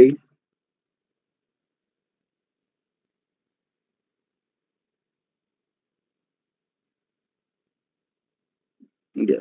A lo que dicen, por ejemplo, es de que la embolización antes de la cirugía es una opción para prevenir el sangrado, ¿no? Lo cierto es de que muchas veces la misma embolización hace que sea más difícil luego operar porque el vaso no se cierra al quemarlo. Entonces es muy, muy relativo. ¿Ok? Radiocirugía, como les voy a decir, consigue cerrar la MAF en un 70% con el tamaño no excede los 3 centímetros de diámetro. ¿Para qué demonios yo pido una malformación si no excede los 3 centímetros de diámetro? Recuerden, primero que no va a ser una sesión, va a ser varias. En un paciente joven esto va a conllevar a que desarrolle tumores secundarios a la larga. Tercero, de que si es una malformación pequeña y muy profunda, o sea, no la toco. No la toco hasta que me sangre o no me complique, porque la incidencia de ruptura a los 5 años no va a ser mayor. O sea, obviamente, pues el pata no puede practicar boxeo, no sería muy imbécil, pero lo correcto es manejar cuestiones de situaciones de riesgo, ¿no? O sea, deportes de contacto, manejar bien su presión arterial, ese tipo de cosas, y los pacientes van bien sin necesidad de ningún tipo de tratamiento. ¿Ok? Mientras está la MAF activa, el porcentaje de probabilidades de resangrar continúa siendo el 3% acumulativo por año. Esto se ha demostrado que ya no es así. ¿Ok? O sea, a los 5 años es muy estable una MAF pequeña que no se desarrolla, sino que está creciendo, la observamos. ¿Ok? Las indicaciones están claras en MAP de pequeño tamaño y localización profunda o en zonas corticales frecuentes. Por supuesto, si por radiología le va a cobrar 70.000, 80.000 dólares o soles, ¿quién no va a querer operar? Pero lo cierto es que no se hace, ¿ok? Los mismos, hay libros de texto que son guías, ¿no? 7 aneurismas, 7 malformaciones y 7 bypasses que ha editado el grupo de Lawton, del Barro. Entonces, sí, ellos mismos están diciendo que no deben hacerlo. O sea, yo creo que es bueno escuchar a la gente mayor en ese aspecto porque tienen el conocimiento suficiente, ¿no? ¿Ok? Igual, microcirugía permite la extirpación completa prácticamente el 100% de los casos. Eh, una vez más, o sea, la planificación es muy importante. Evaluar cuáles son los vasos aferentes y eferentes es muy, muy importante. ¿Ok? Los angiomas cavernosos y demás patologías tienen las diapositivas para leerlos, porque son patologías que son muy frecuentes, no van a entrar en el examen. ¿Ok? Son más que todo para tenerlo ahí como una cuestión anecdótica. Pues son patologías muy, muy raras que nosotros incluso como especialistas no las vemos muy poco. No me parece que sea necesario que ustedes lo vean. Algunos angiomas cavernosos pueden haber incluso en tronco y sí son quirúrgicos, se puede operar. ¿Ok? El tipo de cirugía que se le plantea igual es microcirugía, los abordajes son cuestiones ya de especialidad que ustedes no necesitan saber. Eh, Me olvidé de colocar en estas diapos lo que es el score de Spetzler. Spetzler Martin para malformaciones arteriovenosas. Eso por favor repasen, eso va a entrar como pregunta de examen. ¿Cuáles son los criterios de valoración de Spetzler Martin? El score de Spetzler Martin va a entrar como pregunta de examen. Le estoy diciendo desde ahora. Van a decir, pues no estaban las diapositivas. Por eso estoy diciendo. ¿Ok? Lo podemos buscar en vuestro smartphone. Tenemos 2 minutos. Entonces, nada, chicos, con las fístulas, esas cosas como yo, son cuestiones muy, muy raras que ustedes no necesitan saberlo. Así que bueno, yo creo que con eso es más que suficiente para entender y tener una visión amplia de lo que estamos hablando, ¿no? Otro video de la Fundación Valle de Lili, por ejemplo. Son 5 minutos, vamos a adelantar.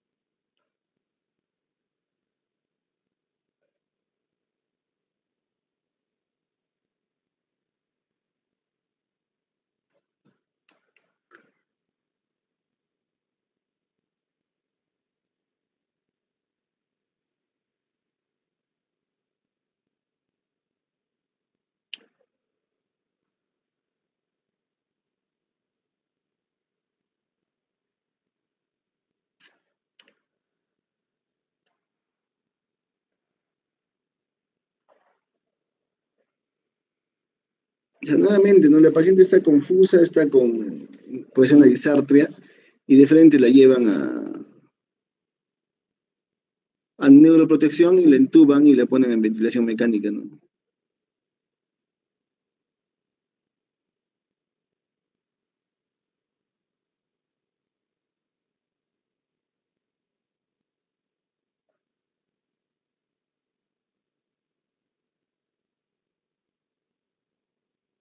Enfermedad del chancho.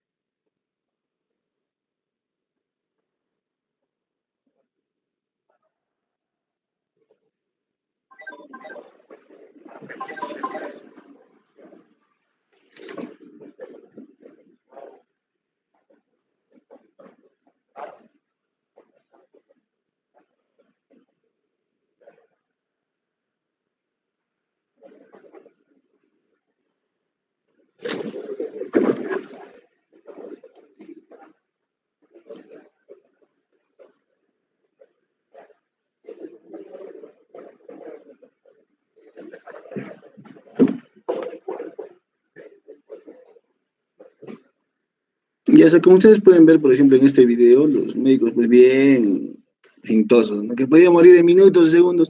Lo cierto es que las malformaciones no son una emergencia como el aneurisma, porque tú sabes que no va a resangrar. Ahora, si es un efecto de masa grande el que tiene el hematoma, es cierto, hay que entrar a evacuar, pero muchas veces puedes esperar estabilizar al paciente para que entre en mejores condiciones, ¿no? Entonces, pero todo en el video pues se ve súper lindo y la señora dice, gracias por salvar la vida a mi hija, pero lo cierto es que tal vez hay cosas que han podido hacer de manera diferente, ¿no? Entonces, eso chicos, yo sé que algunos de ustedes tienen clases en este momento, así que los que tienen clases pueden irse. Con el resto de ustedes que quieran quedarse, si tienen preguntas, es momento de hacerlas, ¿ok, chicos? Y pongo mi gorrito. Creo que se han dormido todos, no hay nadie, por Doctor, suerte. doctor, buenas tardes. Tengo una pregunta, por favor. Miguelón, dime. ¿Cómo está, doctor? Doctor, ¿se puede distinguir clínicamente un accidente cerebrovascular hemorrágico de uno, isquémico, clínicamente?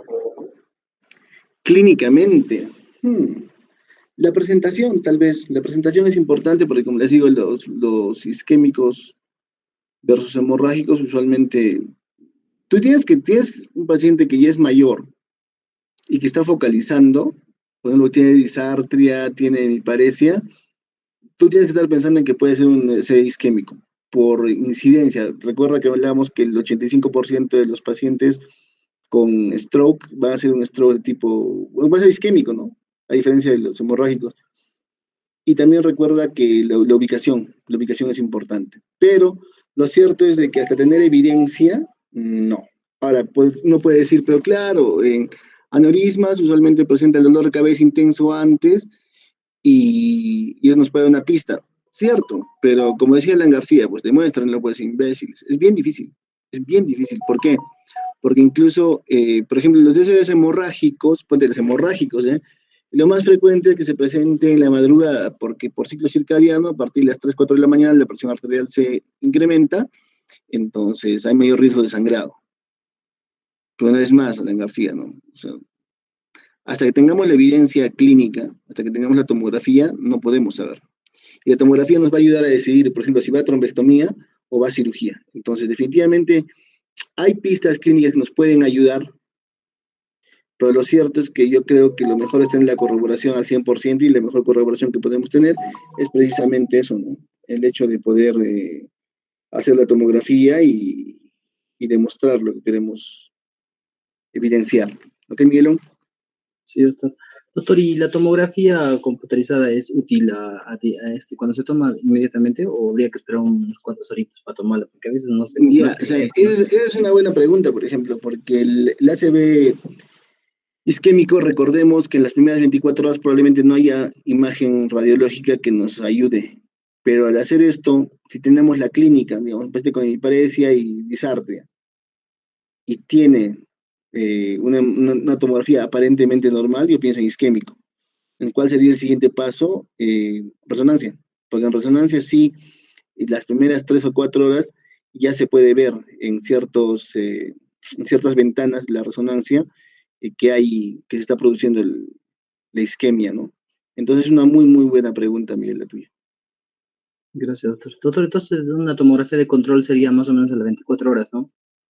Usualmente sí, es que la primera tomografía sale normal, tú le inicias terapia como si fuese un stroke, o sea, con tu antiagregación, todo lo demás, y una tomografía de control a las 24 horas, ¿no? Ahora, recordemos que los ACVs isquémicos masivos tienen o pueden tener tendencia a volverse hemorrágicos, entonces siempre las tomografías de control son necesarias. Gracias, doctor. Yo, miau. ¿Alguien más? ¿Alguna otra pregunta? Brix, Doctor, bien, Fiorella. doctor, buenas tardes. Una consulta. ¿De casualidad existe algún criterio en el que se pueda decidir, o en qué se basa más o menos para saber si es que la hemorragia se va a reabsorber o es que el paciente necesita ir a cirugía? Porque no, obviamente no se va a reabsorber.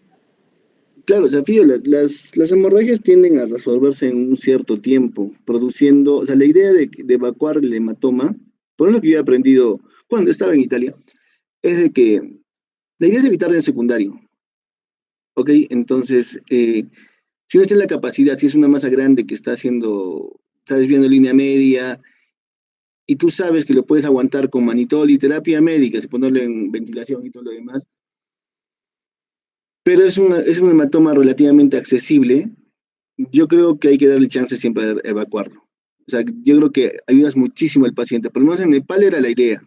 Ahora, como te digo, va a depender de los equipos que tengas, porque si es por ejemplo, una lesión muy profunda, tú para acceder a ella vas a tener que volarte parénquima cerebral normal, por así decirlo, funcional, ¿no? Como hemos visto en el video de la neuroendoscopía. O sea, el tejido parenquimal que está dentro de la hemorragia, que ha tenido la noxa primaria, y es un tejido no funcionante y se va a salir como mazamorra, ¿ok? Mientras que el tejido cerebral normal tiene un poquito de diferencia de urgencia, entonces yo creo que el principal criterio es la posibilidad de evitar daño secundario. O sea, toda masa intracraneana que produce un efecto bueno, toda masa que produce un efecto de masa dentro del cerebro y que es quirúrgicamente evacuable, yo creo que hay que evacuarla para evitar daño secundario. Obviamente, como te vuelvo a repetir, depende mucho de la habilidad del cirujano y el estado general, porque si yo voy a tener un paciente, por ejemplo, que lo voy a meter a UCI y va a estar en observación por una semana, esperar que lo que tú decías, ¿no? Que se reabsorbe el hematoma, mejor lo opero y una vez le saco toda la masa, o sea, yo lo reabsorbo, le hago hemostasia y en vez de que se quede, pues, no sé, 2 semanas en UCI, le puedo recordar el tiempo a que extubarlo tempranamente, ¿no? O sea, 2, 3 días ya con evidencia nuevamente tomográfica que no hay hemorragia, lo levanto. Entonces, yo creo que eso es lo principal. Ok, gracias, doctor. Ya, feo. ¿Alguien más, mis encantos? Doctor, entonces podríamos decir que cuanto más grande es el hematoma que podemos encontrar, va a complicar mucho más lo que es la sobrevida del paciente. ¿Y qué Claro, tan común es Eduardo. que lleguen a ser en una fase aguda lo que es edema, doctor? Ya. Es que en este caso, Eduardo, sí es cierto lo del tamaño importa, ¿me entiende? En este caso sí. Porque mientras más grande sea, se va a ejercer más efecto de masa, pues entonces definitivamente tiene mejor indicación quirúrgica. Recuerden que los hematomas, por ejemplo, epidurales, el punto el punto de quiebre es los 30 cc, ¿no es cierto? Los epidurales. Ya, pero ponte, tienes un paciente con lajo 15 con un epidural de 28. Entonces, no, es 28, eso no lo opero, lo voy a observar. No, pues si es 28, o sea, lo puedes operar. Y si está quirúrgicamente accesible, mejor opéralo, ¿me entiendes? O sea, ese es el punto de quiebre. en cuanto a tu pregunta. O sea, si es que es una masa, si es que tiene un tamaño ya grande, lo mejor es evacuarlo. Y es más fácil evacuarlos cuando son así. Ustedes abren el cerebro, hacen una cortotomía mínima o lo punzan incluso un poquito y por la misma presión intracraneana el cerebro lo vomita, el hematoma. Lamentablemente estas semanas no ha habido muchos casos. Mañana en la tarde probablemente vamos a operar en el hospital sí o sí porque hay como 4 pacientes para operar, entonces uno siquiera tiene que operar, por lo menos 2 de repente. Entonces, si ustedes mañana en la tarde pueden darse un tiempito, por lo menos los que ya han rotado y no han tenido oportunidad de entrar a cirugía, pásenme la voz para de repente ver la forma de entrar a la cirugía, ¿ok?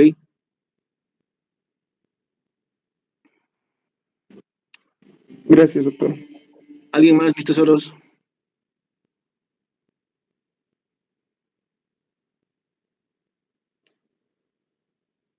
Nada. Sola. Doctor, disculpe, ¿qué score nos dijo ahora último? No llegué a entenderlo bien. ¿Qué cuernos dije? ¿Qué score? ¿Qué escora? Dije, ¿qué cuernos? Dijo, dije, qué mal quería También decir. escuché lo mismo. Sí. Spetzler, Martin. Es el score para malformaciones arteriovenosas. Spetzler, Martin. Ya, doctor, gracias. Considera 3 puntos, ¿no? No es el tamaño de la malformación, el que se encuentra o no se encuentra en el elocuente y la irrigación es que es profunda o superficial. Son los 3 puntos. Y de acuerdo a eso hace un score. Sí, así como está escribiendo Miguel ahorita. ¿Ah? De acuerdo a eso se hace un score y teóricamente nos ayuda a tomar la decisión entre si es quirúrgico o es embolización. Es una buena guía, yo creo que es importante que la conozcan, ¿no? Así como el Hanan Hess que va a entrar al examen, también. Como digo, el Fisher no lo voy a poner, así que si quieren apréndanlo, pero por cultura médica, no porque vaya a entrar en el examen. ¿Ok? ¿Alguna otra pregunta, mis tesoros?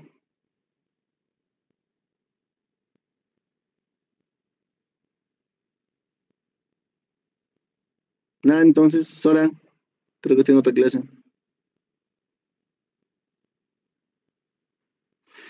Zoraida. Alguien que esté en clases, alguien que esté presente. Nadie, en serio. Ya se fue de línea, doctor Zoraida. ¿Dónde está Prix? ¿Ya se fue? Gaia, ¿todo claro? ¿No tienes ninguna duda? Tú que eres tan preguntona muchas veces.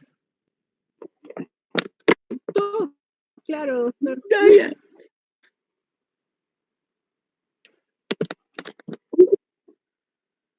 ¿Todo claro? Doctor. Te están pegando, creo.